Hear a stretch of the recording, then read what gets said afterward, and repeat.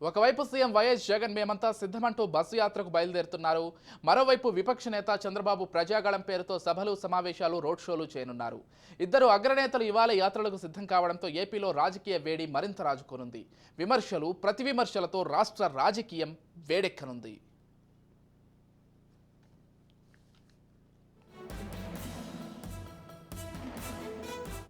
నేటి నుంచి టీడీపీ అధినేత చంద్రబాబు రాష్ట్ర వ్యాప్తంగా సుడిగాలి పర్యటనలు చేపట్టనున్నారు.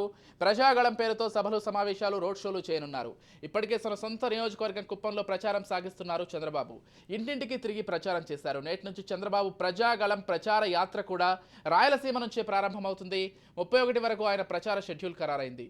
రోజుకు 3 నుంచి 4 నియోజకవర్గాల్లో సభలు, రోడ్ షోలు సాగేలా ప్రణాళిక రూపొందించారు. పలమనేరు, నగరి, నెల్లూరు రూరల్ నియోజకవర్గాల్లో ఎన్నికల ప్రచారం నిర్వహించనున్నారు చంద్రబాబు. 28న రాప్తాడు, సింగనమల, కదిరి, 29న శ్రీశైలం, నందికొట్కూరు, కర్నూలు, 30న మైదుకూరు, పొద్దుటూరు, సూళ్లూరుపేట, శ్రీకాళహస్తిలో ప్రచారం సభల్లో పాల్గొంటారు చంద్రబాబు. ఇక 31న కావలి, మార్కాపురం, సంతనూతలపాడు, ఒంగోలులో పర్యటిస్తారు చంద్రబాబు.